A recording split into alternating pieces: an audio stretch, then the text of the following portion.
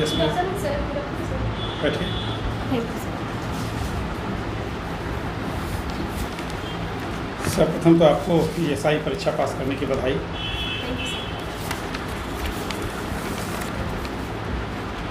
वर्ष 2018 में आपने ग्रेजुएशन किया, Yes, sir. किस विषय से? Sir, physics honors करेंगे. फिजिक्स से ऑनर्स किया है। अभी वर्तमान में आप जिस जॉब के इंटरव्यू के लिए आई हैं, क्या आपको इसका जॉब प्रोफाइल पता है कि ये किस तरह का काम है? Yes, sir. बताइए। सर, ये साई में मेनली रूप से चेक पोस्ट पे ड्यूटी दी जाती है ताकि रेवेन्यू कलेक्ट किया जा सके। इसके साथ ही नेशनल हाईवे पे भी ड्यूटी दी जाती है ताकि ओवरलोडिंग को रोकथाम किया जा सके। तो ओवरलोडिंग या रेवेन्यू कलेक्शन जो भी है रोड टैक्स से रिलेटेड या व्हीकल से रिलेटेड, किस प्रकार के कागजात या व्हीकल की जांच या कागज़ की चेकिंग की जाती है, बता पाएंगे? Sir I think commercial and निजी दोनों वाहनों की जांच की जाती है। और किस तरह के कागज़ों की जांच की जाती है? सर, इसमें जो निजी वाहन है उसमें 3 पेपर ही रहते हैं, जैसे RC, insurance certificate and pollution certificate. लेकिन कमर्शियल वाहन होते हैं उसमें मुख्यतः 6 पेपर होते हैं और वो 6 पेपर रहना अनिवार्य है, जिसमें इंश्योरेंस सर्टिफिकेट और pollution certificate, speed limit certificate, इसके साथ ही theft certificate and fitness permit. Sir fitness permit. Yes sir. No doubt ये थोड़ा मैस्कुलिन नेचर का जॉब है, गाड़ियों की चेकिंग वगैरह, खुले आकाश के नीचे, हाईवे में डे नाइट की ड्यूटी। आपको लगता है कि बीइंग ए गर्ल आप मतलब ये जॉब आपके प्रोफाइल को सूट करता है?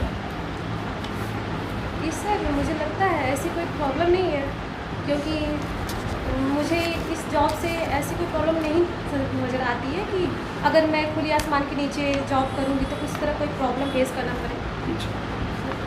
मुझे ऐसा नहीं लगता। अगर लोगों को ऐसा लगता है तो अच्छा। नहीं मुझे भी नहीं लगता, मुझे भी नहीं लगता। किरण बेदी तो एक IPS ऑफिसर बन चुकी हैं और एक सक्सेसफुल IPS रही लड़कियों की देखा जाए तो लड़कियों के क्षेत्र में बहुत सी लड़कियां आगे बढ़ रही है, तो इस तरह से अगर मिलिट्री में भी लड़कियां जा रही हैं तो वो भी तो उसमें सूट नहीं करता, लेकिन लड़कियां आगे बढ़ रही है। लड़कियां ये नहीं सोचती अपने जॉब में। हाँ ठीक है, कोई भी जॉब के लिए। और मुझे तो ऐसा लगता है कि लड़कियां अगर जॉब में जाती हैं तो जो ऑन द रोड पैसेंजर्स हैं, ऑन द रोड जो व्हीकल ऑनर्स हैं, ड्राइवर्स हैं, क्योंकि ट्रैवलर तो लेडीज जेंट्स कोई भी हो सकते हैं, वो ज़्यादा सेफ सिक्योर्ड फील करते हैं कि इस तरह के इन्फोर्समेंट डिपार्टमेंट में अगर गर्ल्स भी रहती हैं तो ज़्यादा एक डिपार्टमेंट का वर्किंग ज़्यादा अच्छा हो जाता है। सर मैं कार्य क्षमता को ज़्यादा ही वैल्यू देती हूँ, लड़की या लड़का हो इसलिए कोई प्रॉब्लम नहीं। चलिए बहुत अच्छी बात है।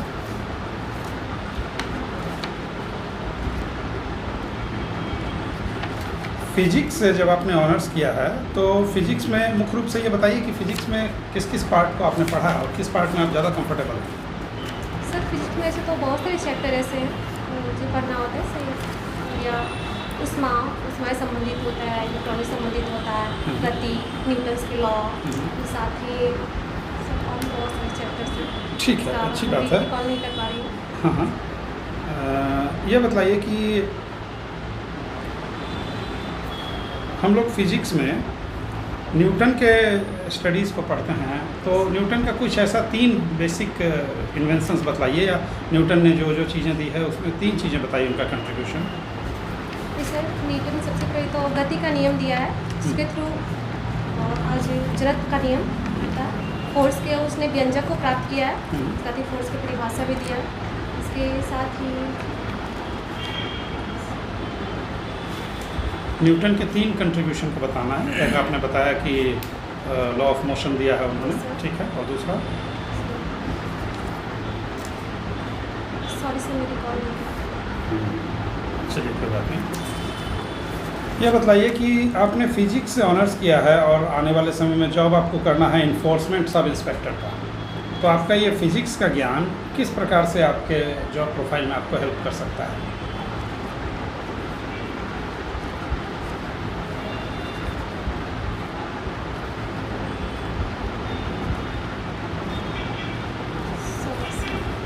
कोई बात नहीं, डायरेक्टली तो रिलेटेड नहीं है, पेपर के इंस्पेक्शन वगैरह में तो डायरेक्टली रिलेटेड नहीं है, लेकिन आदमी पढ़ने के लिए किसी सब्जेक्ट को तो पढ़ेगा, है ना। और जो साइंस पढ़ते हैं जो बच्चे, उनका ब्रेन थोड़ा साइंटिफिक होता है, किसी चीज़ों को क्रम में करते हैं। वेल, जहाँ से आपने अपना ग्रेजुएशन किया है जगह बतलाएंगे, क्योंकि आपने लिखा है मगध महाविद्यालय, विच Yes, sir. College? Sir Magadh महाविद्यालय चंडी नालंदा। चंडी नालंदा से। नालंदा के बारे में कुछ बताइए, अपने होम डिस्ट्रिक्ट के बारे में। सर नालंदा तो प्राचीन काल से ही पर्यटकों का मुख्य आकर्षण का केंद्र रहा है और आज भी नालंदा पर्यटकों का मुख्य आकर्षण केंद्र बना हुआ है।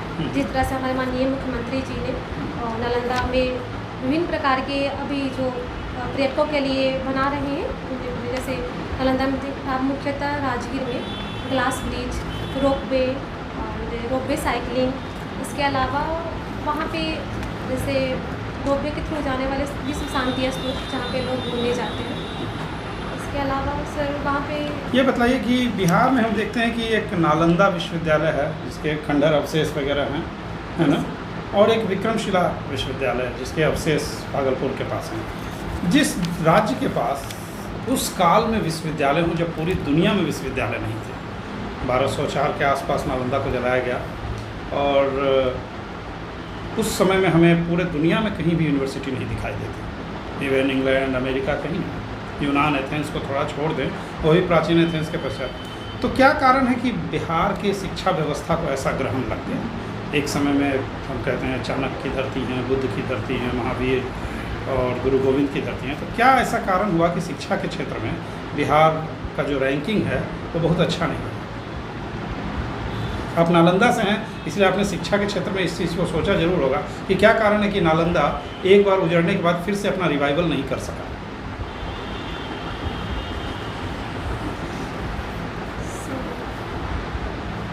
नालंदा कब तक केवल खंडहर ही रहेगा और एक पर्यटन केंद्र ही बना रहेगा? शिक्षा का केंद्र यह कब बनेगा? सर इसको लेकर अभी कुछ परिवर्तन किया जा रहा है, इसमें शिक्षा के बारे में सोचा जा रहा है कि फिर से ये विलुप्त हो सके और यहाँ पे शिक्षा फिर से शिक्षा हो सके, इसके लिए देखा जा रहा है, निश्चित ही प्रयास किया जा रहा है। रंजू केसरी जी, आपका गांव का नाम क्या है? आपके गांव का नाम? मेरे गांव का नाम लालगंज है, जो चंडी ब्लॉक में पड़ता है। अच्छा, तो आपका गांव भी किसी चीज़ के लिए फेमस है क्या? हाँ सर, ऐसा तो मुझे इसके बारे में एग्जैक्ट मालूम नहीं है, लेकिन ऐसा कुछ वहाँ का धारणा है, तो वहाँ तो कुछ नहीं कोई बोल रहे इसके बारे में, ऐसा नहीं है। आपका मतलब ये एकेडमिक एजुकेशन जो गांव से हुआ है या कहीं बाहर रहता है? नहीं सर, मेरी एकेडमिक एजुकेशन बापू हाई स्कूल चंडी से ही हुई है, स्कूलिंग, और इसके बाद 12th और ग्रेजुएशन मगध महाविद्यालय चंडी से ही। तो आपका सिलेक्शन ESI के रूप में हुआ है, क्या फुल फॉर्म होता है इसका? ESI इसका full form enforcement sub inspector. इसका मुख्य कार्य क्या है?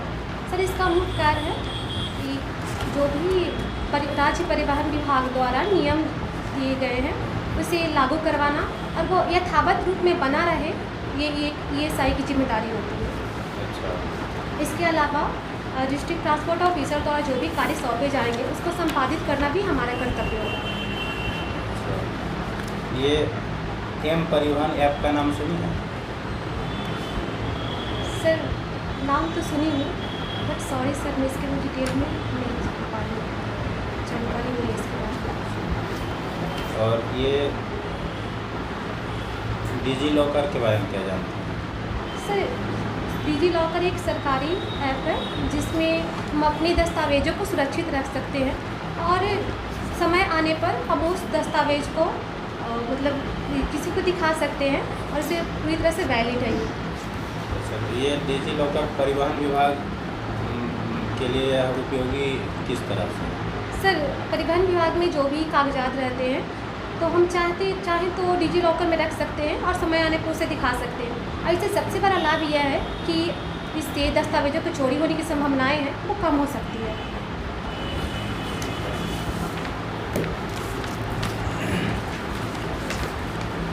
आपने फिजिक्स से ग्रेजुएशन किया है, आर्किमिडीज का सिद्धांत होता है। सर जब किसी वस्तु को पूर्णतः या अंशतः पानी में डुबाया जाता है तो वह ऊपर की ओर बल लगाता है और जो उसके द्वारा जो बल लगाया जाता है उस तरफ विस्थापित भार उस वस्तु को भार के बराबर तरफ का भार वस्तु को। अच्छा, आप बताए हैं कि नालंदा में एक नया natural safari yes sir. Launch किया गया है, कितने वर्ग क्षेत्र में फैला हुआ है, कितने क्षेत्रों में? सर नेचर सफारी जो इस बार जो बिल्डअप किया गया, सॉरी सर इसका एग्जैक्ट मुझे क्षेत्रफल तो मालूम नहीं है, ये बहुत बड़े क्षेत्र में फैला हुआ है। कुछ अनुमान है क्या? Sorry sir. अच्छा, मोटर और डायनमो में क्या अंतर होता है? सर जो मोटर है वो विद्युत ऊर्जा को यांत्रिक ऊर्जा में परिवर्तित करता है, लेकिन डायनमो यांत्रिक ऊर्जा को विद्युत ऊर्जा में परिवर्तित करता है। बिहार की महिला उप मुख्यमंत्री कौन है? माननीय श्रीमती रेणुका रेणु। विश्व शांति स्तूप नालंदा जिला में है, किस धर्म से संबंधित है? सर ये जापानी है तो जैन धर्म से संबंधित है sir. Sorry sir, sir Buddha धर्म से संबंधित है सर। बौद्ध धर्म से संबंधित है। आप श्योर हैं कि बौद्ध धर्म से संबंधित है? सॉरी सर एग्जैक्टली मुझे मालूम नहीं है, क्योंकि मैं वहाँ कभी भी घूमने नहीं गई हूँ सर। आपके ज़िला में है, घूमने नहीं गए? सर टाइम की कमी की वजह से मुझे कोई मौका ही नहीं मिला तो घूमने का। मध्यकाल में बताइए बिहार की राजधानी कहाँ थी? सर मध्यकाल में बिहार की राजधानी राजगीर थी। राजगीर थी।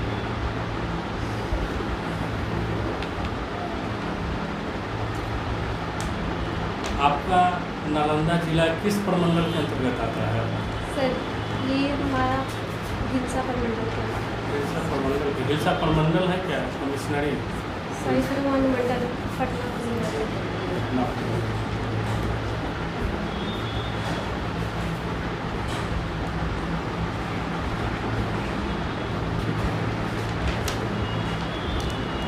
आपका बिग पॉइंट है गुस्सा होना। आप चेक पोस्ट पे रहेंगे तो किस पे गुस्सा होंगे? अपने अधीनस्थ कर्मियों पे, या जो वाहन अनियंत्रित होकर या रूल रेगुलेशन फॉलो नहीं करेंगे उस पर? सर मेरा वीक पॉइंट है, इसीलिए इसको मैं ओवरकम कर रही हूँ ताकि कुछ आगे से कुछ प्रॉब्लम हो। किन परिस्थितियों में आप गुस्सा हो जाती है? सर अगर कोई सामने वाला ज़्यादा एक ही बात को मैं समझाने की प्रयास कर रही हूँ, अगर वो नहीं समझ रहा है तो सर गुस्सा होना स्वाभाविक है, परंतु मैं इसको ओवरकम कर रही हूँ। आपने कहा स्वाभाविक है, तो स्वाभाविक का मतलब तो सार्वभौमिक होता है, सभी व्यक्तियों में स्वभाव होना चाहिए गुस्सा होने का। तो सर इसी स्वभाव को चेंज करना है। आप स्वयं चेंज करेंगे, लेकिन कहते हैं स्वाभाविक है, तो स्वाभाविक होना तो सभी में होना चाहिए। सर वो अपने लिए भी सीखें। दृढ़ निश्चय, परिश्रमी और लोगों को समझना। तो जब आप लोग को समझती भी हैं, गुस्सा भी होती हैं, ये कैसे कॉम्बिनेशन होगा? सर गुस्सा होती हूँ ये और लोगों को समझना, ये दोनों में थोड़ा सा जैसे एक मैचिंग होता है, तो इसीलिए मैं ओवरकम करना चाहती हूँ और लोगों को समझना मैं ज़्यादा प्रीफर करती हूँ। लोगों को समझने के क्या पैमाने हो सकते हैं आपके विचार से? कुछ निजी अनुभव बताइए। सबसे पहले तो मैं सामने वाले को बात करने के तरीके से पता चलता है कि सामने वाला क्या से मतलब चाह रहा है, या से क्या चाह रहा है, या किस क्या तरह की चाह रहा बातें है, हैं। आप वो कैसे समझेंगे? कैसे समझेंगे कि सामने वाले ने कुछ बोला तो क्या चाह रहा है? तो उसके पीछे कोई रीज़न होना चाहिए। सर कहीं ना कहीं बात करने के तरीके से पता चल जाता है। पता चल जाता है।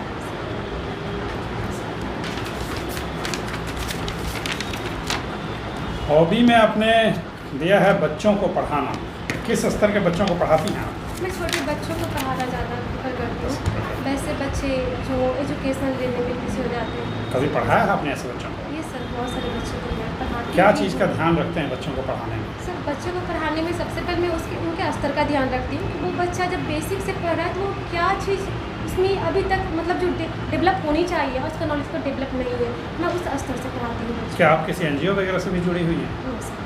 अच्छा, व्यक्तिगत स्तर पर। ठीक है, हम आपके उज्जवल भविष्य की कामना करते हैं, आप जा सकते हैं। देखिए ऐसा है कि आप जब मुझसे मैं जब क्वेश्चन पूछ रहा था तो आप आई मूवमेंट इधर रखिए, वो सही नहीं है। आई टू आई कांटेक्ट होना चाहिए, समझ गए? पहला बात, किसी भी परिस्थिति में जो बोर्ड मेंबर पूछें उसके तरफ आँख, और बाद आप इधर उधर भी आँख कर सकती हैं, लेकिन बोर्ड मेंबर की तरफ, not down not up. Okay, पहला ये चीज़ है। दूसरा चीज़ है, न्यूटन ने लॉ ऑफ मोशन दिया, लॉ ऑफ थर्मोडायनामिक्स। उसके बाद हो गया बाबू आपका ड्रेस हेयर और ड्रेस सेंस जो है इंटरव्यू के लायक करके 1-2 बार इंटरव्यू दे लीजिए, ठीक है? और मेरे ख्याल से मध्यकालीन में राजधानी बिहार की नहीं सर, बिहार पाटलिपुत्र शरीफ, बिहार शरीफ थी। बिहार शरीफ शेरशाह सूरी के समय में हो गया। 1541 में शेरशाह सूरी उसको सासाराम, पटना लाए थे। पटना भी, फिर उसका सासाराम भी राजधानी, शेरशाह की राजधानी रही सासाराम। सासाराम से उन्होंने शासन प्रारंभ भी किया था। तो आप दोनों चीज़ कर सकते, लेकिन बिहार की राजधानी नहीं। 1540 में जब दिल्ली विजेता हो गए, दिल्ली के शासक बन गए, तब 41 में बिहार शरीफ से यहाँ ले आए थे। इब्ने बख्तियार खिलजी 1198 में वहाँ आपका कब्जा किया था, तो उसके बाद बिहार शरीफ को वहाँ का, ठीक है। और बाकी में मुझे लगा कि थोड़ा सा आप प्रैक्टिस कर लीजिए, थोड़ा जितने कॉन्फिडेंट आप हैं, ठीक है, थोड़ा 1-2 इंटरव्यू आप और दे लीजिए। और करंट अफेयर से हम लोगों ने जैसे रूस यूक्रेन युद्ध, श्रीलंका समस्या, अभी महाराष्ट्र की समस्या, ये सब नहीं पूछा, क्योंकि करंट अफेयर्स थोड़ा चेंज होते चल रहा है। तो न्यूज़पेपर पे, न्यूज़ में नज़र बना के फोकस करें।